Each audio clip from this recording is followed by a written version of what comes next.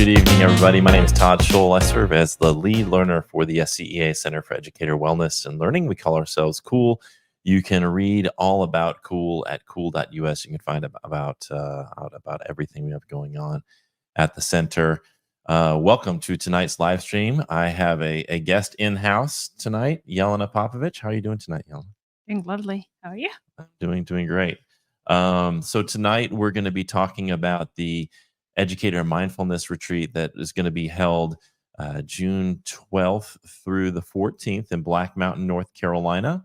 You can read more about the retreat at cool.us/retreat. But what we thought we would do, we kind of put this graphic out there and flyers and things like that, but I don't know that everybody really understands what the retreat is because people have heard that word in a bunch of different contexts. Maybe they think you have to be silent, or maybe they think it's going to be religious or whatever. But let's first of all, I think folks in this kind of context know who I am. Let's first of all introduce you, Jelena. So talk a little bit about your, background, your bio a little bit. Yeah, it's always challenging when people ask me to talk about myself and my experience. I'm a trained school psychologist. So by profession, I have been a school psychologist for Greenville County Schools actually for over 15, 15 years.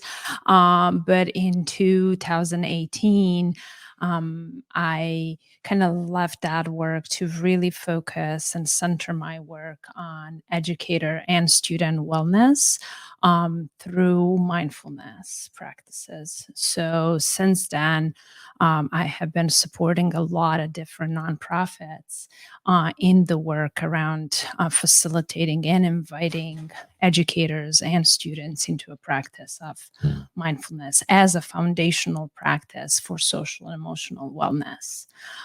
So I have been facilitating mindful schools courses and then their year-long programs. And then recently, about a year and a half ago, I started as a whole school mindfulness director at a early childhood education center in actually Greenville, South Carolina, Minds in Motion, where I'm supporting a community and integration of mindfulness, community wellness, and social justice. So that has been a really powerful work for me. Yeah.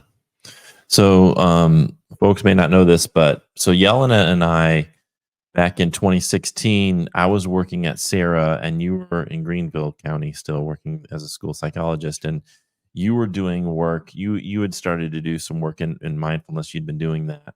And I was doing work in mindfulness. And Jane Turner, who was the executive director at Sarah, said, "Hey, I went to this session with someone named Jelena Popovic. You need to reach out to her because I know you're into mindfulness." And she was talking about that at the session. So reached out, and then you and I went on that year to develop the first retreat, which is what we're talking about, the retreat that became. But back in 2016, we developed this retreat together. Tell folks a little bit about, first of all, why we developed a retreat and kind of what that looked like when we first started.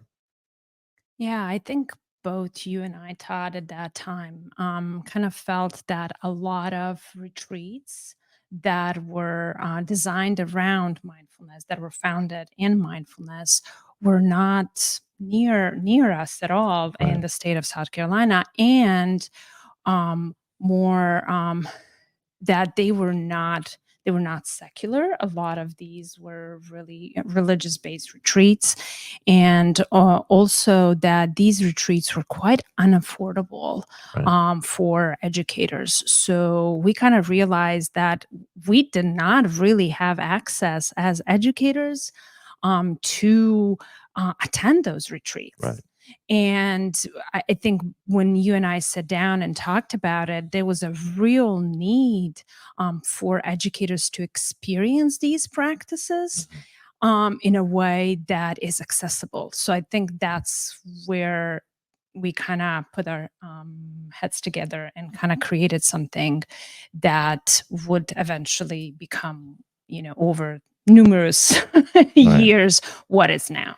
And I think that's so a lot of times when people hear retreat, they think about maybe a Christian retreat or a Buddhist retreat, and maybe they're going away for a week from their families and they got to remain silent. And what we tried to build, and with the help of the Newberry Retain Center of Excellence, which had to do with teacher retention, Dr. Lisa Waller was there, and we got a grant to fund this first retreat at Newberry College.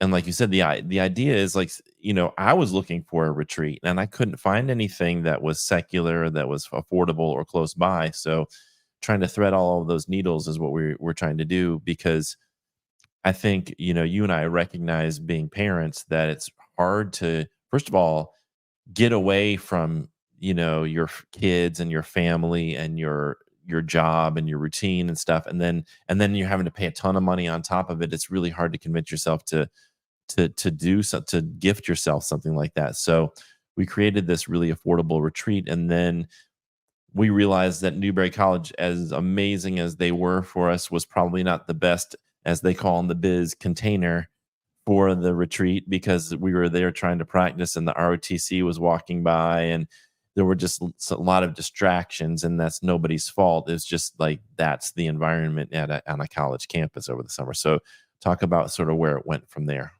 Yeah, I think initially you and I, in as I, go back and reflect on that retreat, I think we kind of did what became in 2020 a hybrid learning Right. experience. Like, with pandemic, I think what we tried to do is invite some speakers who were at that time really in the top of mindfulness field, real knowledgeable about mindfulness, invite them in and create this retreat workshop kind of Right. Right. experience. And I think for what we were trying to do, I think that was absolutely phenomenal. I think over the years, what we realize is that we don't need to add that workshop part into the retreat, but let a retreat be an experience for educators to really practice and be introduced to these practices and have a sense of um, I always, when I go to these retreats, the way I feel at the end is this sense of empowerment, the sense of well-being.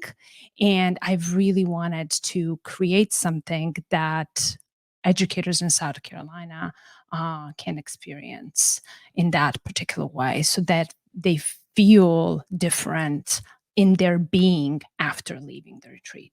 Right. So the next year we did it at Oconee State Park, which is this beautiful state park built in by the Civilian Conservation Corps, I believe, back in like the 40s, 30s, or 40s. Really amazing little park. And we didn't know at the time, but they had an issue where they had to drain the entire lake. So we're having a retreat at Oconee, which has this beautiful lake that was just completely dry. Um, and that seemed to work a little bit better in terms of an atmosphere, but then you still had issues where we're trying to practice, and kids are coming by screaming and stuff and having fun like they should at at a state park. So then I think we kind of went our separate ways for a little while. That's Our right. careers kind of like went in different directions, and now we're kind of back to and then there was COVID, and so COVID kind of prevented us from really having that in-person experience for at least two years. And then we're trying to come back to, okay, how do we come back and create a retreat that's affordable, secular, accessible, nearby? And so last summer we came back and had our first retreat. And what's been great is we have this funding from NEA, who's given us this GPS grant that allows us to pretty much pay for the majority of the expenses on behalf of educators. We do have educators pay, and just a little logistics here. It's $150 for members of the SCEA, and for non-members, it's $250. And really, when you think about it, this 3 days, 2 nights of accommodations in a nice cabin, and it's all your meals and snacks and coffee and yoga sessions and a book. And we felt like there needs to be a little bit of buy-in, but we just wanted it to be an affordable buy-in for what you're getting.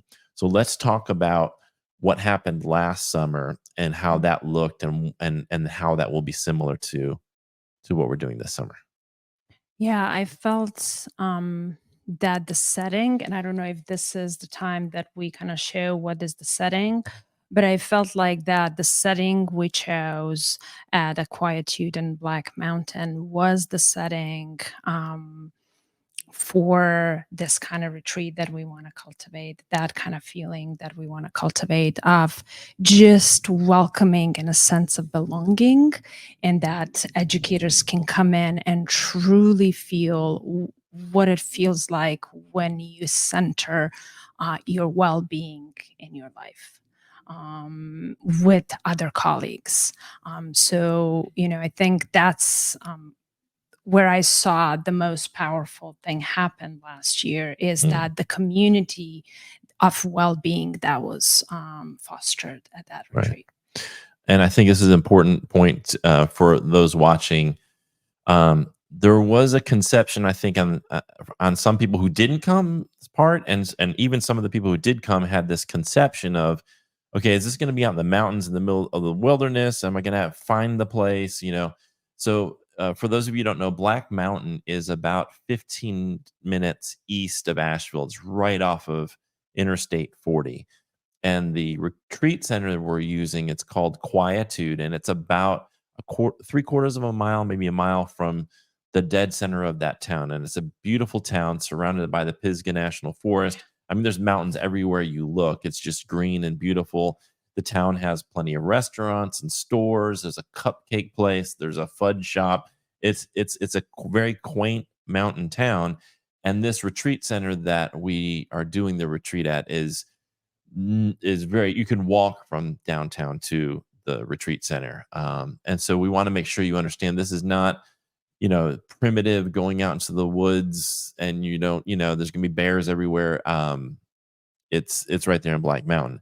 And I just at this point wanted to shout out. So Richard and Elizabeth Garzarelli are the owners and managers of this retreat center called Quietude. And it was their vision to have these kind of events.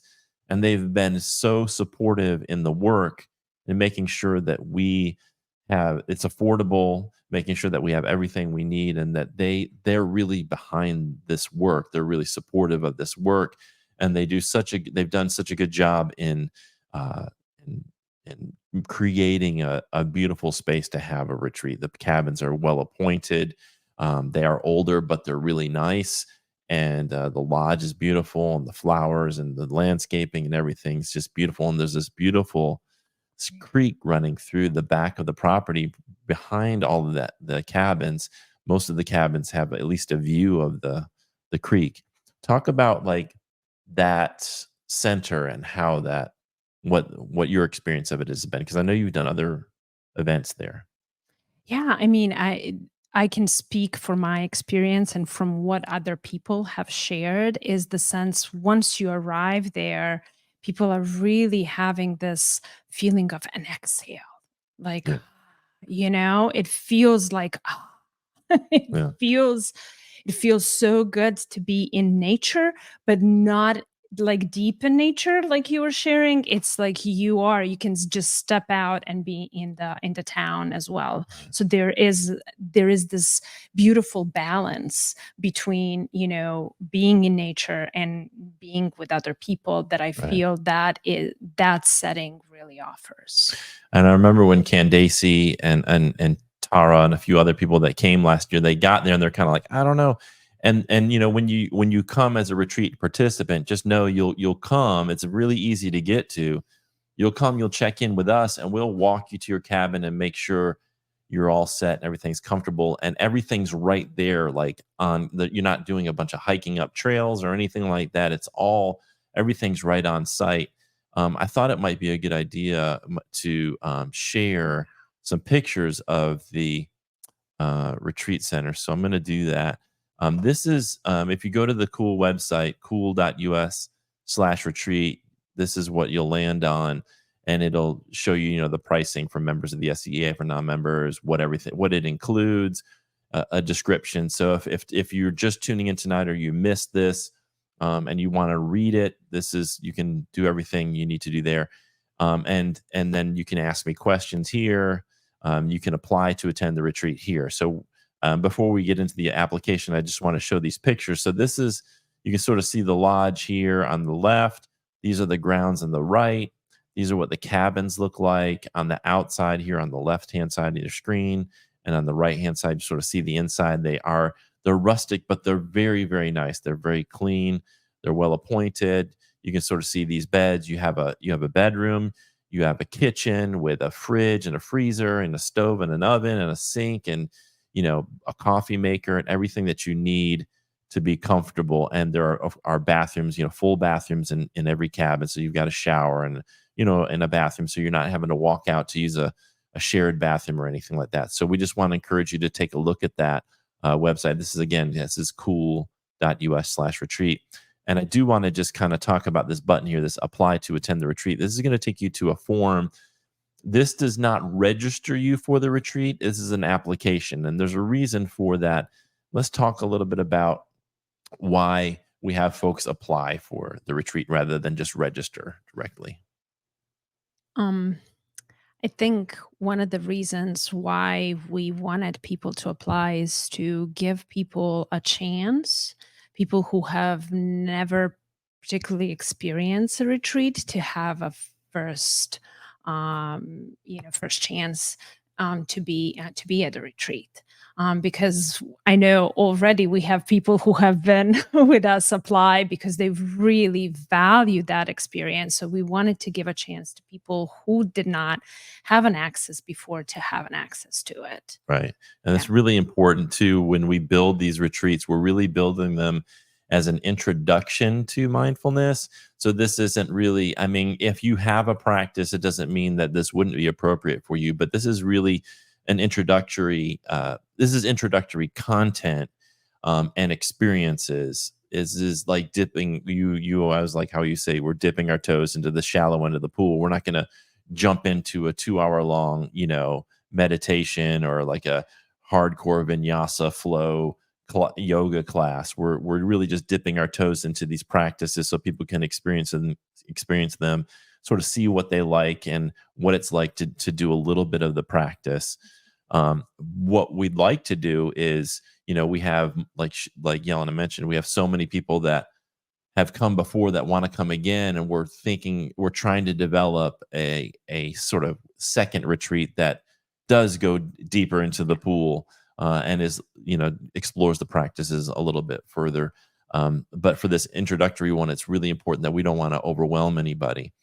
One of the things that I love that we've built into these retreats is choice. And part of being trauma sensitive is, or you call it tenderness. What do we call it now? Tenderness oriented or whatever. So part of having this retreat is teachers are so often told, this is what you got to do. You got to be on duty. You've got to do this. You got to teach these classes. Everything's very rigidly structured throughout the teacher's day. And then they're coming on retreat. And the last thing we want to do is build an extension of that rigidity. So what we do is we have a menu of things for you to do. So when you come and you do orientation, we say, here are all the things we have planned. And you're invited and encouraged to come to all of it. But if you come and you don't like it, or if there's a point in the retreat where you'd rather have some solitude, you can choose that and have that autonomy, and talk about the importance of autonomy in terms of being trauma sensitive. Yeah, I think, in the way, the empowering thing about choice for all, for adults and for children, is that a sense of safety. So I think, knowing what is, it's dipping the toes, but how much you want to dip your toes in Right. is a really important part of the practice. It's part of awareness practice. It's Mhm. mindfulness. knowing how that you have a choice to do this or not do this, to take a Right. nap instead to come to a yoga session, right? Right. So what is and what we really encourage people to do is to check in with themselves, check with their body. What does Mhm. my body need at this moment? Right. So it's everything we do, Todd, is invitational. Even our language is really invitational. We don't ask you or don't demand of you to join any practice. If you Right. come in and just spend time with us, Mhm. that can be your practice. So we don't mindfulness does not need to look any particular way to be mindfulness. Mindfulness is about awareness. Right. And what we are trying to foster in this retreat is that you having access to that, you being in choice, you being invited to listen to your own wisdom. Right. Right. Yes. And too many times educators are not allowed to listen to their own wisdom. They're being told what they need to do. So this is one of the things that there's all these hesitations that I hear sometimes people have, which is one, they're worried that they're going to be out in the middle of the woods. I remember someone came and she said, "My sister said I was going to get eaten by a bear," and I'm like, that is not likely to happen at any of our retreats. Um, but the other hesitation I think is, what if I get into like, I've never done yoga before. What if I get in and it doesn't feel right, or I don't like it, or what if we're doing something and it just feels like, this is awkward. I don't really want to do it. Like that you're not trapped. That none of the experiences that we're offering are worth saying. We're doing like some kind of like check in, like, and there's an exit slip, or like, we're gonna call your principal if you don't come. Like, this is your retreat, right? So you experience it. We of course want you to come to everything because we think there's a benefit in coming to everything, but you may come to yoga and you've never done it before and it just doesn't feel right, and maybe you just want to sit down and watch it, or maybe you're like, that's just not something I really want to do. I tried it and I don't like it, and after the you know first 5 minutes of it, you just head back to your cabin or go sit quietly or by the creek, or reflect or read one of the books that we're going to offer you. So I love the way we structure it. One of the things that we tell people when they come, and I think you and I have figured out with our facilitation styles, is I have a tendency to want to talk about like the head stuff, the neuroscience and the psychology, and you're well versed in that. But you're like the heart. So when you look at the cool logo, you'll see in the cool logo that there's a mind and a heart, and trying to bring those two things together because they're both important, right? I have a tendency to lean a little bit more on that content stuff, and you have to pull me in and say, I Let's invite you. I I invite invite you. you. Let's put flowers in their cabin so that when they come, they have those flowers." And I'm thinking, "Oh, flowers?" And thought of that. I'm like, I was worried about the PowerPoint or whatever, like, so I love that we figured that out. There is a little bit of content, so this is more experiential, but there's a little bit of that content, just enough for you so that you can understand it. Because from my perspective, when I jumped into mindfulness, I needed to understand how it worked, not just that. I mean, some people are just fine. Hey, does it help me feel better? Does it help me be more aware? Does it is it making my sense of inner peace, like there's some space for that to emerge? But like, and some people don't, I don't need you to tell me about the default mode network, or like, what the amygdala or the prefrontal cortex. But like for me, that was really important because otherwise it sounded kind of like woo woo. It's like I lumped it in with like crystals and tarot cards. No offense to anybody who's into those things, but for me, I like lumped it into kind of like that kind of thing, like astrology or something like that. And until you can explain to me scientifically how something works, I'm going to have this kind of seed of doubt. So there's just enough, I feel like just enough of that content for skeptics like me to understand that this isn't just like, this is just like flowery stuff that doesn't have any meat to it, like that there's actual science behind it. And for me, flowery stuff is what makes it it's what makes it really integrated with my being. Right. And it is important for me to be in a community that that is supportive and non-judgmental. And a lot of this around choice is about that non-judgment. That's part of mindfulness, right? Right. So that how it feels Mhm. is an important part of my retreat experience. So I think you and I kind of blended that so that Mhm. we orient people and invite people into both. And I Right. think that's what it makes it really special. We just don't want I don't want people to think you're gonna come and have to sit through, like, a bunch of PowerPoints and worksheets and things like that. This is a very experiential, hands-on Art art infused infused. You're gonna do art, there'll be music, there's yoga, there's nature. meditation, there's community, there's discussion, there's, walking, there's being in nature, and then there's also time built in where you can choose what you wanna do. You can read, you can rest. This is a restful time, and you talk about, like, what do we want people to feel at the end of it? And, of course, whatever they feel is fine. Right. But for me, what a retreat is an opportunity. Like, we think we can get it done at home, and technically, I guess that's true, but it's really helpful, like, I remember being a teacher, especially, you've got a family, you've got responsibilities, you've got laundry, you've got dishes, you've got to cook, you've got to clean, you've got all this agenda, and then you're constantly getting up, looking at your cell phone. What do I have to do today? And when you're in that constant sort of almost like a gerbil on one of those wheels, you know, if you don't take time to step off and step away from that, it's really hard to recalibrate. And we can get so far. I use the metaphors like here at the beach. If you're not careful and you're not looking at the shore, the riptide can take you way out and you're way off your shore before you know it. And so this is that opportunity to come back to this sense of stillness, this sense of peace, this sense of renewal, and sort of reconnection with ourselves, because we lose sight of that when we're constantly doing. And this is like a very powerful way to step out of that normal day-to-day agenda and get away from your household responsibilities, your work responsibilities, and after a very challenging year, to step away and invest in yourself and to kind of remember, oh, this is what it feels like to just slow down and breathe. Just slow down and rest. And that's really what this retreat is it's an opportunity for you to rest and recalibrate and come back to that sense of, and then figure out, how do we build that into our day to day? How do That's we right. what That's what do we right. need to be aware of that we can let go of, or how can That's we right. create a life where we're can feel that often?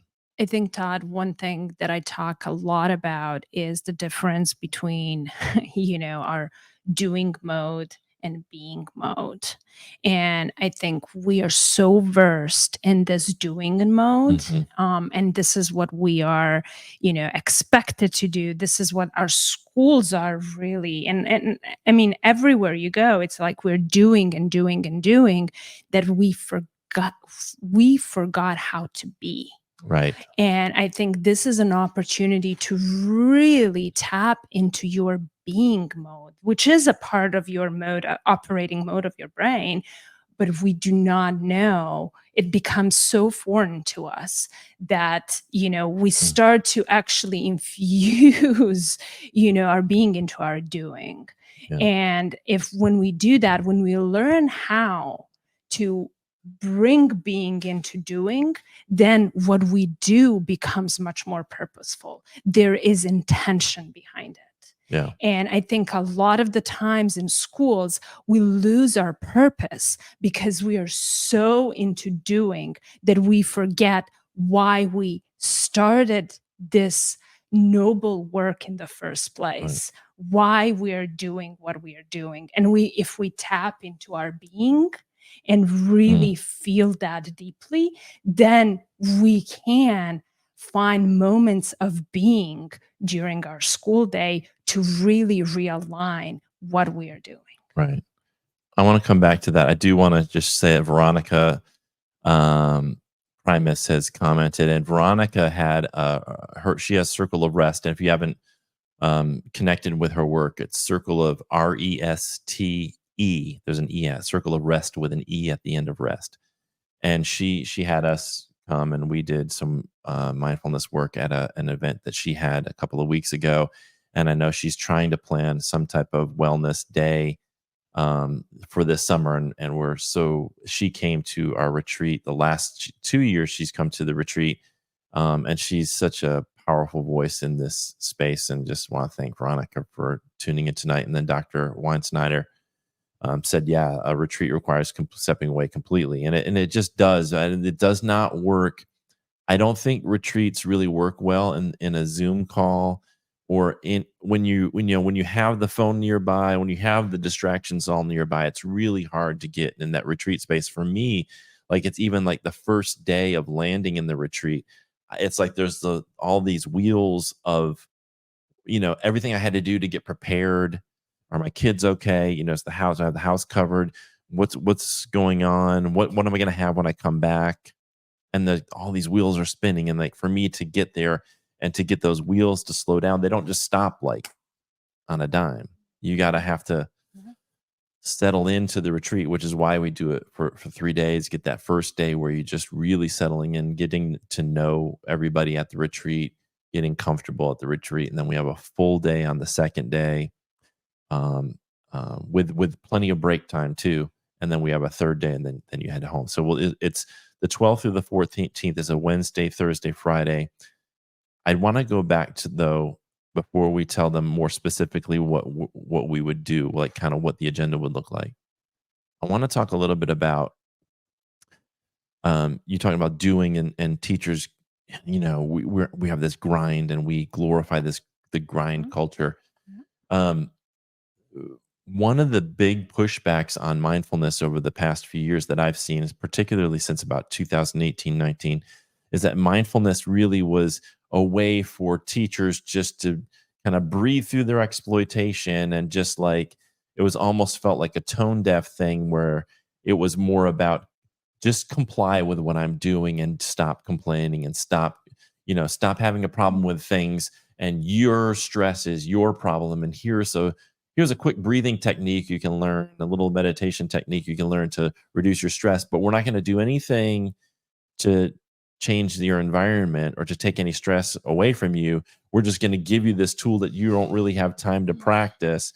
And it kind of got lumped in with self-care. So I'd like for you to address that elephant in the room.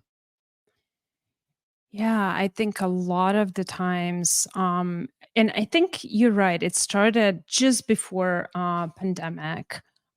This whole idea of like bringing in mindfulness as a way to the intention behind it is really it's a really well intentioned, Right. right? That we need to bring more self-care and wellness into our schools.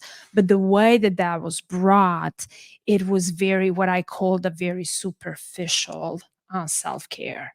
That yeah, we kind of gave you this PD on self-care while you were not doing the self-care, while you have gone to a session on self-care, now you need to do it. And Mhm. there is no continuity Right. of support. There is no community of support. So, and it's really interesting when you infuse a practice that has been really it's a really ancient practice, and you infuse it with the individualistic society. So it's self-care is put on individual. So we taught you this, you do it. Instead, it's self-care becomes it's about self, and it's actually this is a community care. Mm. So how do we bring this to be a community care? And I think that's what we have tried with these retreats, is that this is not about self-care. This is actually really learning to take care of yourself within a community, Right. and how we as educators through the SCA become that community of care. Right. And this is why if you look at the mission for Cool and you go to our website, you look at about the first thing we have on the homepage is our mission, which is to improve the inner and outer lives of educators. And so I knew we were going to do a lot of work in mindfulness, which is that inner work. But when you don't couple that with strong advocacy and to say, hey, let's pay teachers so they don't have to work 2 or 3 jobs and not have the time to do any kind of self care, or we're going to create working conditions where they're going to have to be spending every day till 6 or 7 o'clock, whether they stay at school to get their work done or they bring that work home and they're working till 7 o'clock at night and have maybe an hour or two if they're lucky at the end of the day before they crash and they have to get up early the next day, and then they're told you have to be at the bake sale on Saturday or the school fair or whatever, and you don't feel like you really have a choice in that. This is about this is the mindfulness work with students is not about improving academic achievement. If that's a side effect, great, but that's not its purpose. It's not to improve students' behavior in terms of compliance. In fact, I always say that when mindfulness is actually done, in my opinion, the right way, students actually realize in some cases they're in the midst, and teachers too, they're in the midst of a toxic culture and they're rebelling against it. They're actually waking up, teachers waking up to their exploitation, students waking up to the idea that school should be more than just preparing me for the standardized test at the end of the year. And that there's other things that I'm curious about and I want to learn about, but I'm being forced into these boxes. And then teachers are forced to comply because of the pressures of standardized testing. And there's with mindfulness, to me, it's an awakening to those problems and then having clarity to figure out, okay, what do we do about it? What can we realistically and effectively do to address the real things that are going on? So it's not about a denial, it's not about compliance. It's really, to me, about waking up to what we need as human beings to be well. Yeah, it's cultivating a well of being within a school culture that really focuses on just the well-being of every single part of that community, of every single individual in that community. Um One thing about, I think you spoke to this, like mindfulness, when it's just done through this kind of superficial self-care and with no continuity, can be just take a breath. Mindfulness is so much more Right. than taking a breath. People experience mindfulness in a very different ways. And in order to learn what is your way, you need to practice very different way. You need to dip toes in many different pools to feel, what does this experience feel for my body? Mhm. Is maybe movement the way I practice mindfulness, right? Is that the way that this practice is accessible to me? Right. Is it breath? Is it sound? So, what are the points of entry for you? It's really important. And I Mhm. think that's one thing that why we it's invite people in and Yeah. one and invite you in to really explore what is the way you access awareness. Right. And I think that would be a good time to because we're talking about an educator mindfulness retreat. People may not know what mindfulness is.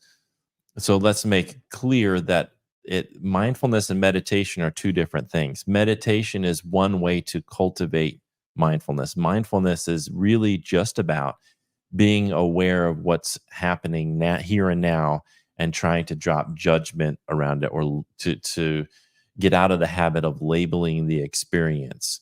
So I always talk about time travel. So if you think about what you're thinking about now or what you've been thinking about for the past few minutes, where were you? Was your attention on something that happened in the past or the future, or were you really paying attention to what was happening in front of you right here and now? It's easy for us to do because we're in the middle of a live stream. But if I'm sitting in my car or I'm a little bit bored at the doctor's office, it's really easy for me to think about all the stuff I have left to do the rest of the day. And mindfulness is really about paying attention to what's going on now.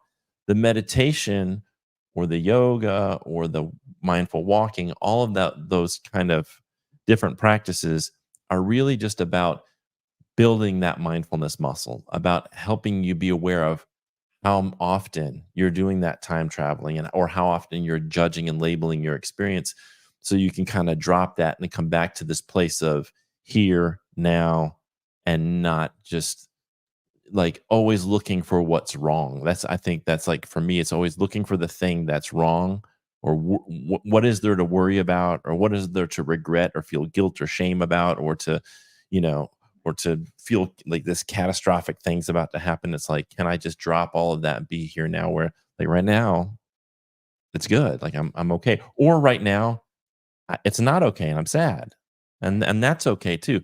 That's the other thing you talk about. Talk about like how mindfulness is not like people also when I Right. do the session, I say, what words come to your mind when you hear about mindfulness and like calm or Yeah. chill.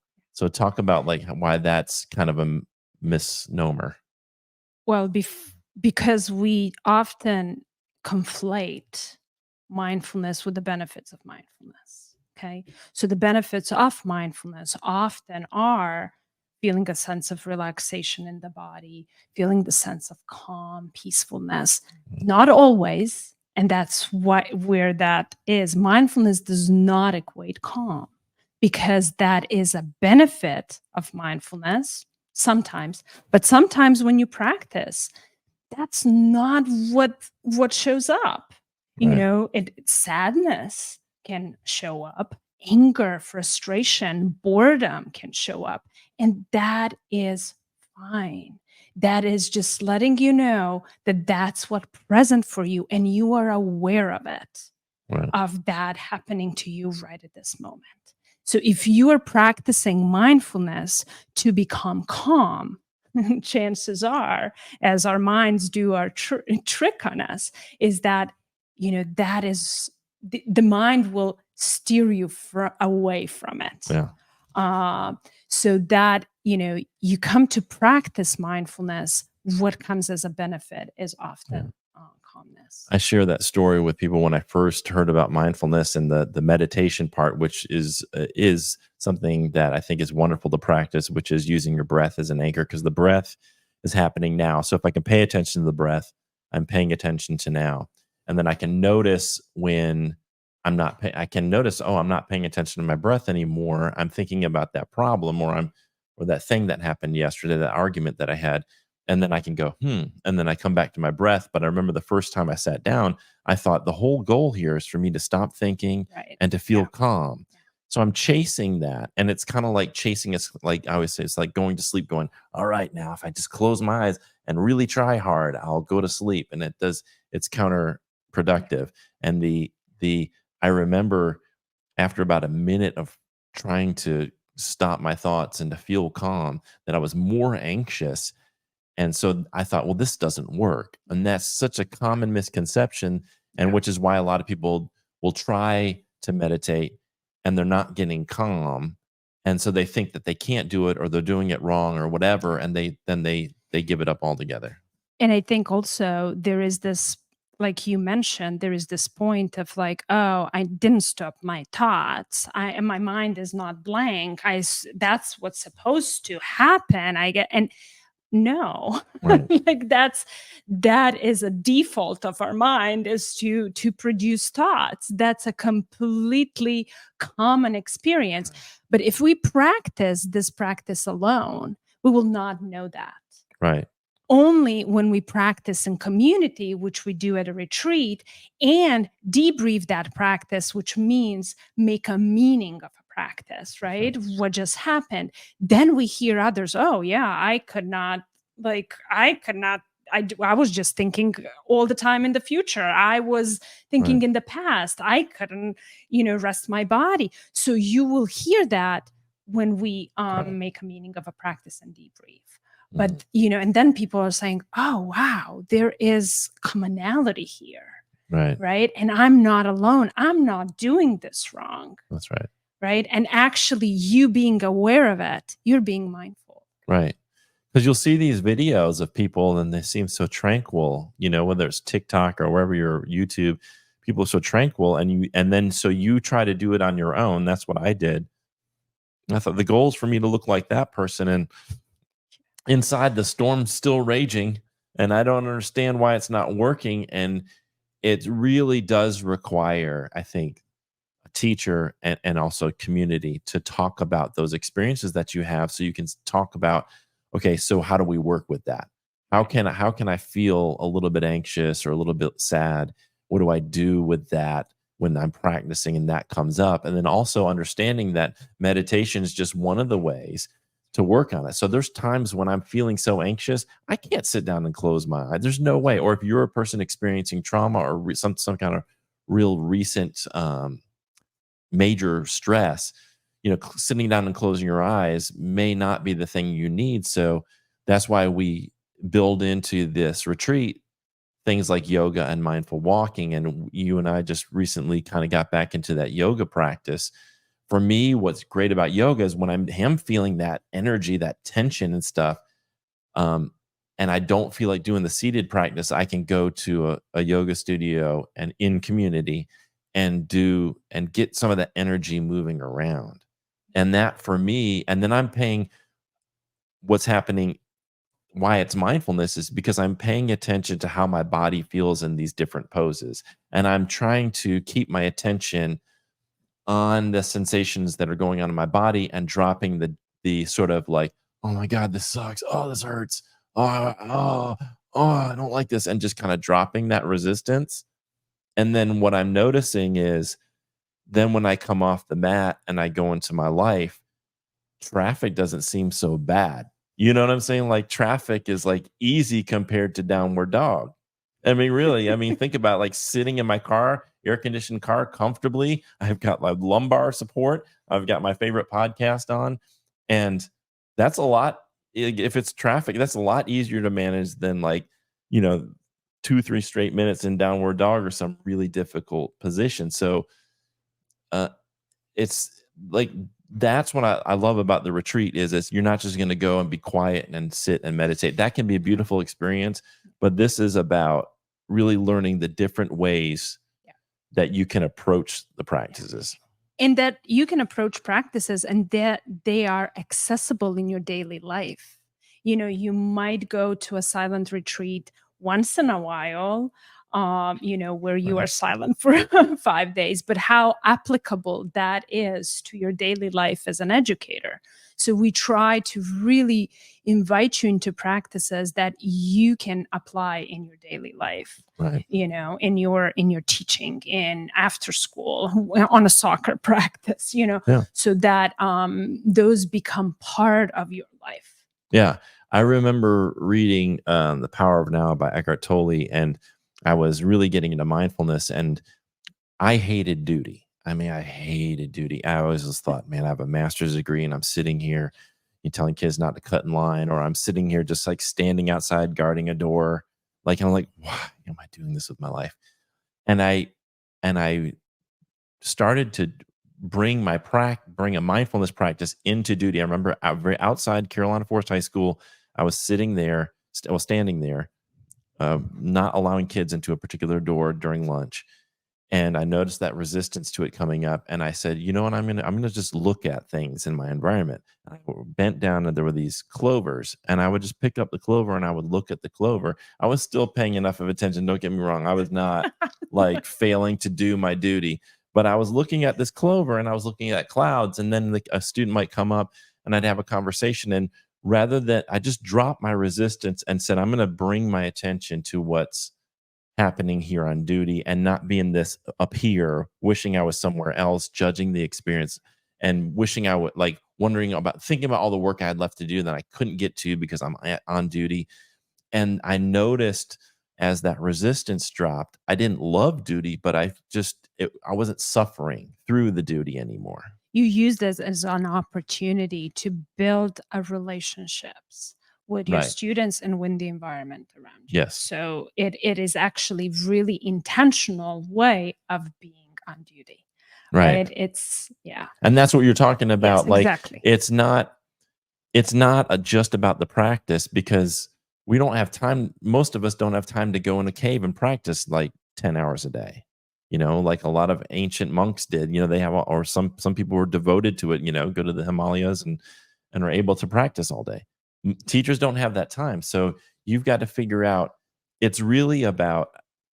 I met a meditation teacher, and I asked him. I said, I really want to take my meditation deeper, and he said, You're thinking that you need to practice more." And he said, every moment of your life's an opportunity to practice. You're doing their dishes. Can you be with that and not in resistance to it? Can you really pay attention to what you're doing? Can you drive and really pay attention to that? So every moment, every conversation you have is an opportunity to drop time travel, to drop judgment, and just be there. And I think about Thanksgiving. A lot of people are going to be around family, and they've got everybody's. It's like this is supposed to be our Thanksgiving break, and teachers are the types that I'm gonna go out and shop and get all these groceries, and I'm gonna cook all day, and I'm gonna clean. I have to clean up after that, and then Thursday night I'm gonna go out at midnight and Black Friday shop all night long, and then I'm gonna bring that stuff home, and I gotta organize that, and I gotta get ready for wrapping, and I gotta do this, and then I gotta make my plans for next week. And like we get so busy, and it's like, can you, in the midst of all of that, be there with it and drop the resistance, if there's long lines, or if there's a difficult uncle that comes over, can you be with that and drop? And that's so hard to do, but that's why the practices are great, because the practice, whether it's meditation, walking, yoga, whatever, that's the sort of training to be able to be in those moments and not get swept away in catastrophic thinking or judgment, or like, "Oh, this sucks." But we need to practice in the moments where we are feeling safe. Right. We are feeling being in community in a beautiful setting, like quietude, right? To learn those practices so that we can practice in our daily lives, so that practice becomes more accessible. Yeah. But we need to learn it in a way that we actually can pay attention to it. Right. That's all that we are doing is being. Right. Right. Yeah. I love the Pete Holmes is a comedian, and he talks about how he hates Waze, because it's like we have these apps that are supposed, like we're driving somewhere and it's going to save us 3 minutes, and he's like, well, what are you doing with that 3 minutes, really? Like, what are you doing with the extra, all this time that you're saving? Are you just using it to get home to watch another episode of The Office that you've already seen 56 times? It's like, we in this society, I think, we are so busy doing that we want to get it all done really quickly. We just want to get it all done so that we can get to that point of rest.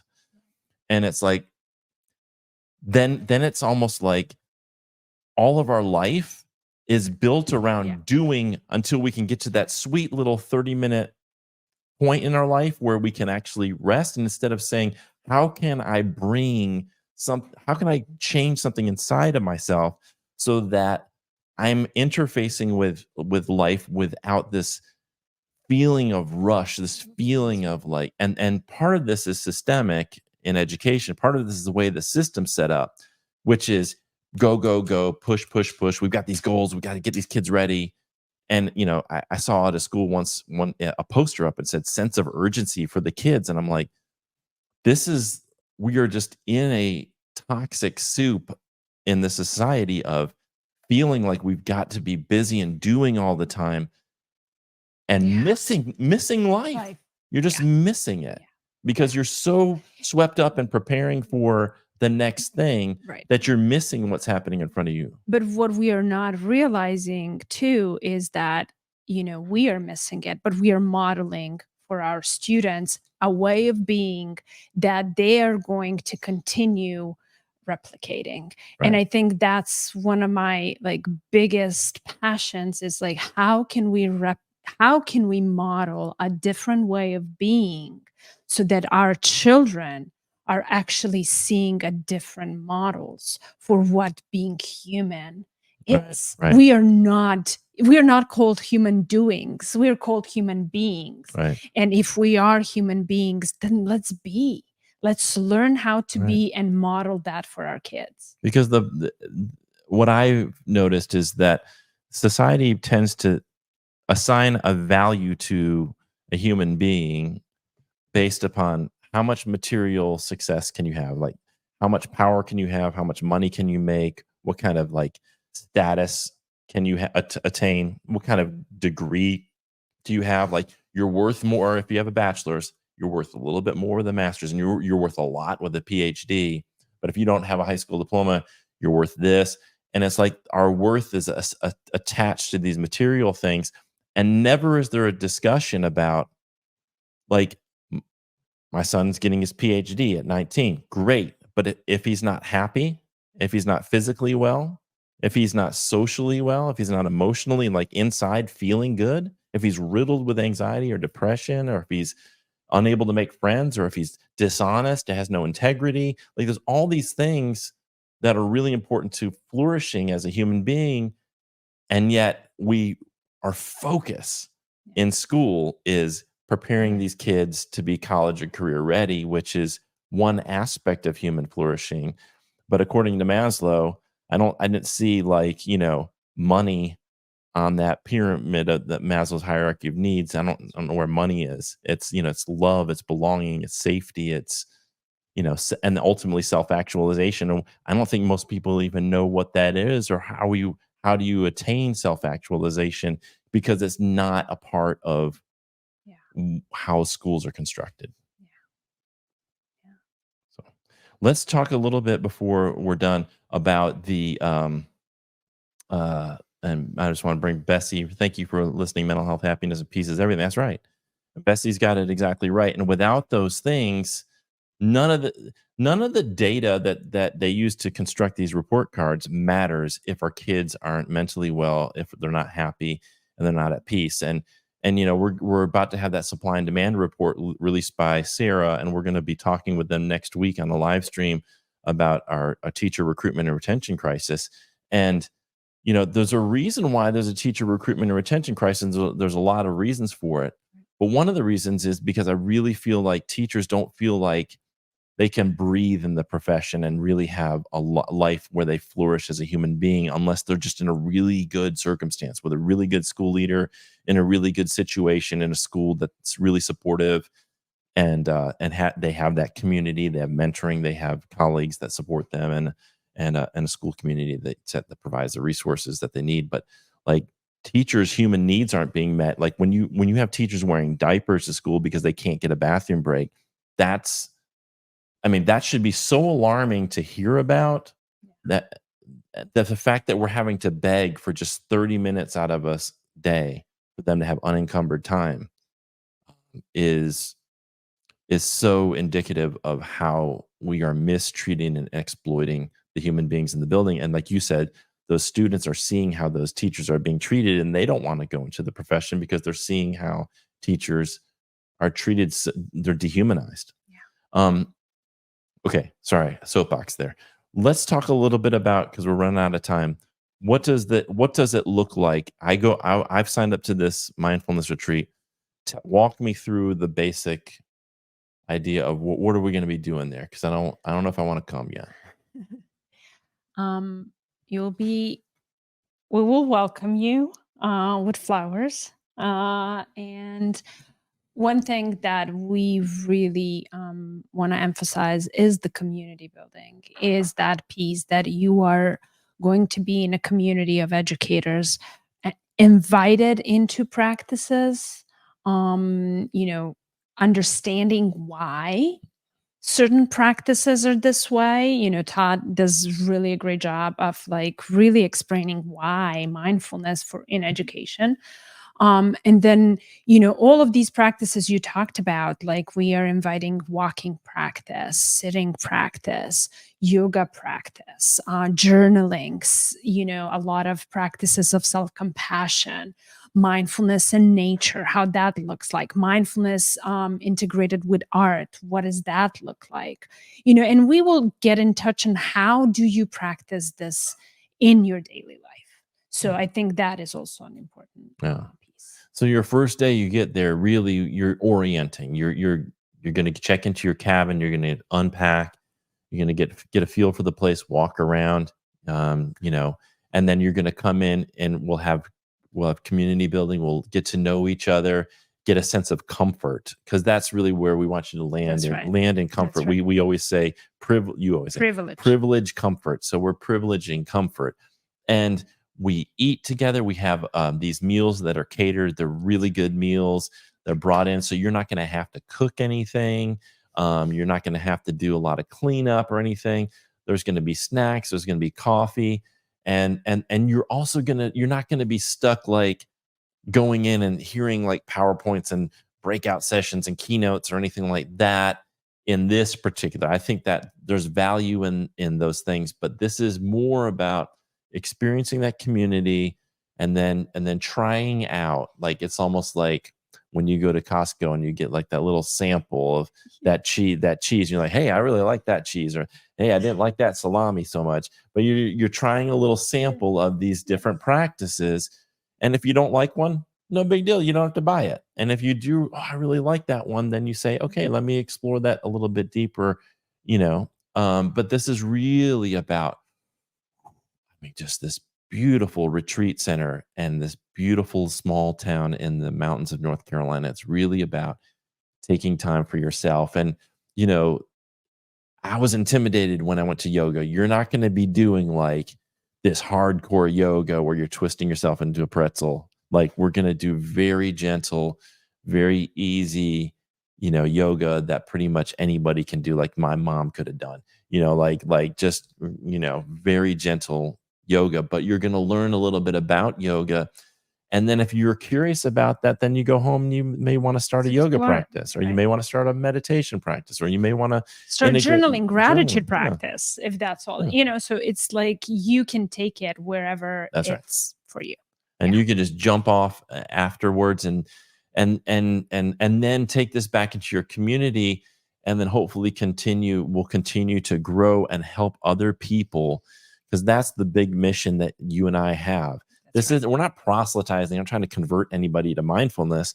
We just know From that our from experience. our experience, right?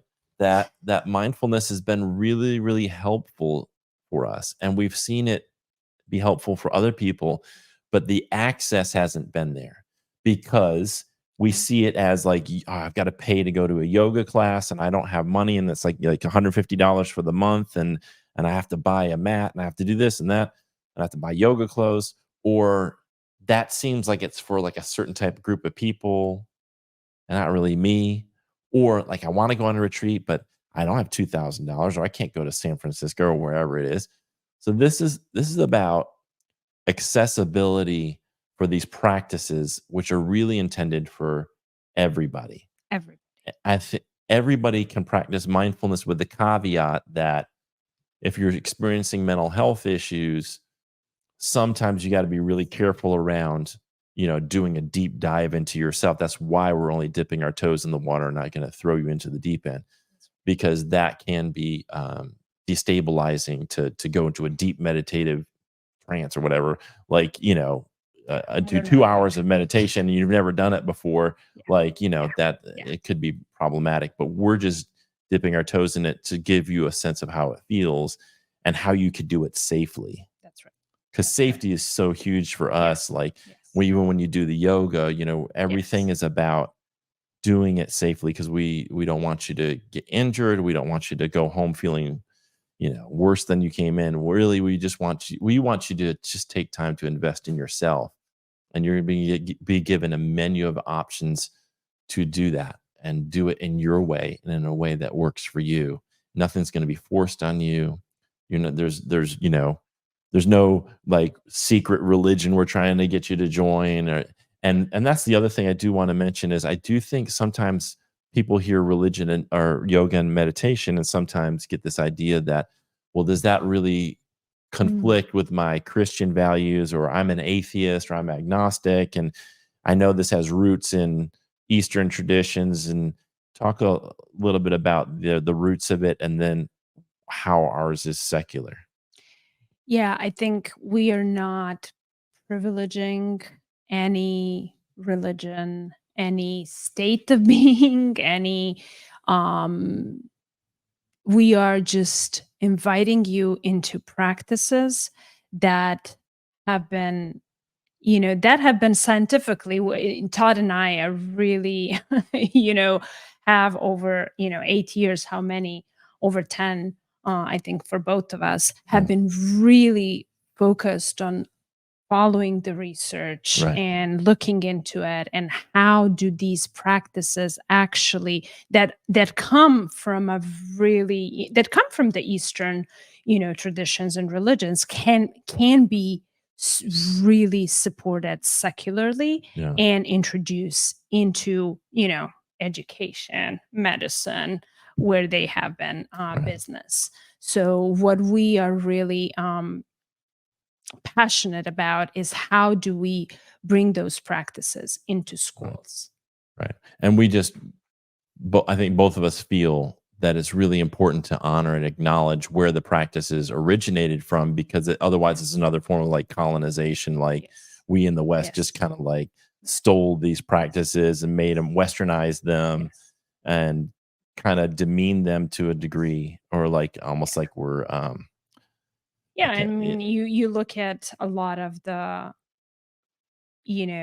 journals, and a lot of these magazines, and you will see a lot of it is, beautiful women sitting on the cliffs, right, meditating, and typically, in Lululemon clothes, and that's that's not what we are talking about. That's not We are talking about practices that are accessible right, for everybody. right.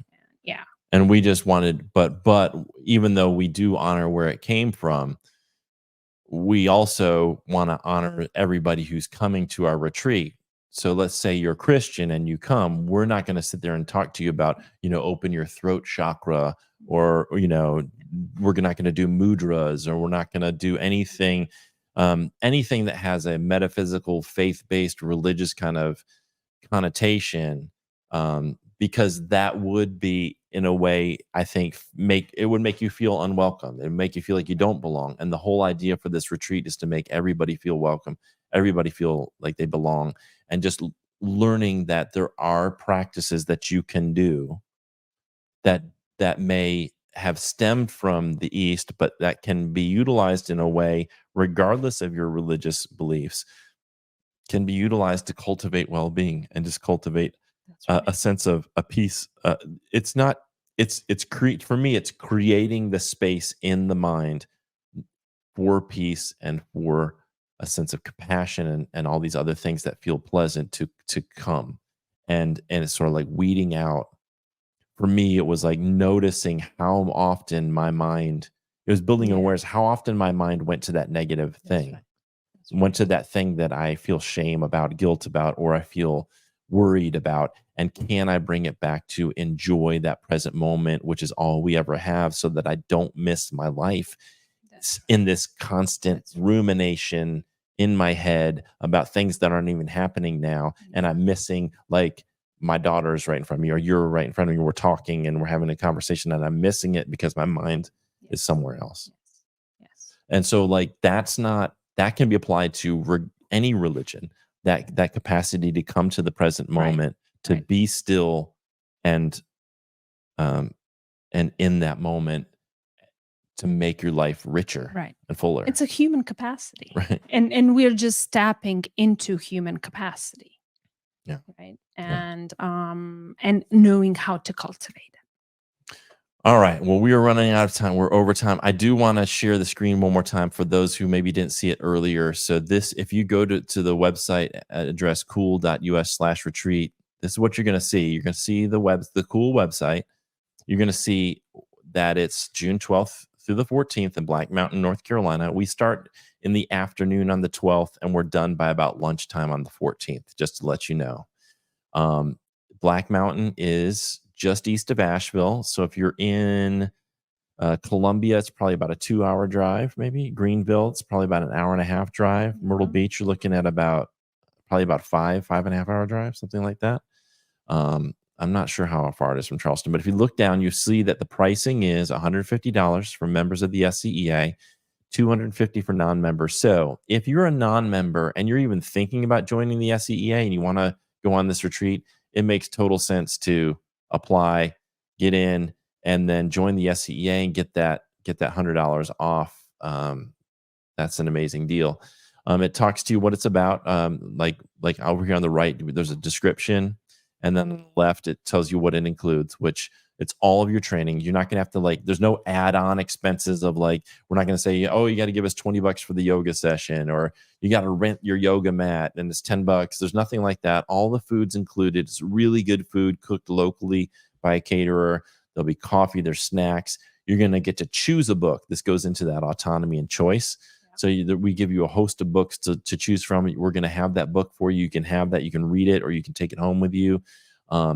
That's 2 nights in a cabin, a really nice cabin with a kitchen and a bathroom. And here is the link to apply. You just click this pink button that says apply to attend retreat.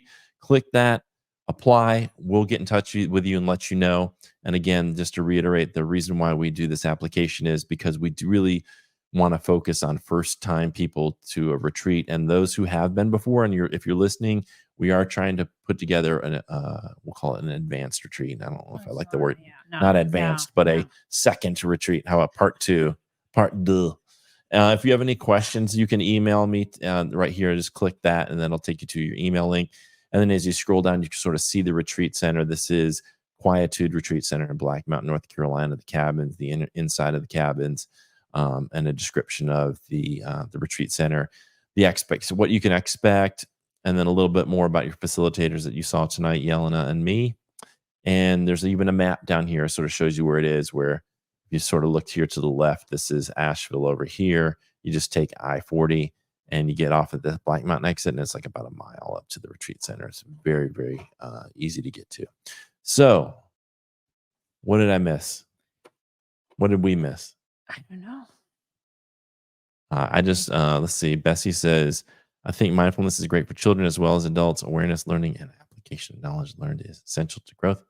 Try to incorporate social emotional learning and community building with my students daily. Thank you, Bessie. Jelena does that every week at Minds in Motion. That's so right. as a mindfulness director, we think it's a beautiful thing. It can be very subtle, and it's just a great way to create the kind of culture and climate in your school and in your classroom. That's beautiful, that all human beings need to flourish. We just need peace, within ourselves, and peace in our, that's, we see all this conflict in the world, and what do we do about it?